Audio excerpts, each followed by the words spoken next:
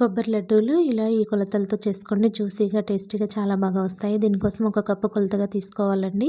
మనం ఏ కప్పుతో అయితే కొబ్బరి తురుమును కొలుచుకుంటామో అదే కప్పుతో సగము బెల్లం తీసుకోవాలన్నమాట. ఇప్పుడు నేనైతే 4 కప్పుల కొబ్బరి తురుముకి 2 కప్పులు బెల్లం అయితే తీసుకున్నానండి.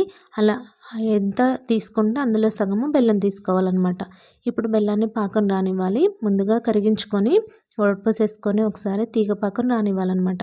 వీడియోలో చూపిస్తున్న విధంగా తీగ పాకం వచ్చేసాక దీంట్లో ఇప్పుడు కొబ్బరి తురుము వేసేసుకొని ఒకసారి బాగా కలుపుకోవాలి. కొబ్బరిలో కొంచెం వాటర్ క్వాంటిటీ ఉంటుంది కదండి, అదంతా ఎగిరిపోయే వరకు మధ్య మధ్యలో కలుపుకుంటూ ఉండాలి. అడుగు రానివ్వద్దండి. ఇలా మొత్తం కలిసిపోయిన తర్వాత కొద్దిగా యాలకుల పొడి వేసేసుకొని మనం చేత్తో చుడితే అయ్యేటట్టు ఉన్నప్పుడు స్టవ్ ఆఫ్ చేసేసుకొని చేతికి నూనె అప్లై చేసుకొని లడ్డూలు చుట్టేసుకుంటే ఎంతో టేస్టీ జ్యూసీ కొబ్బరి laddu ready. Thank you for watching. Video నచ్చితే లైక్ చేయండి, ఎలా ఉందో కామెంట్ చేయండి, తప్పకుండా సబ్స్క్రైబ్ చేసుకోండి.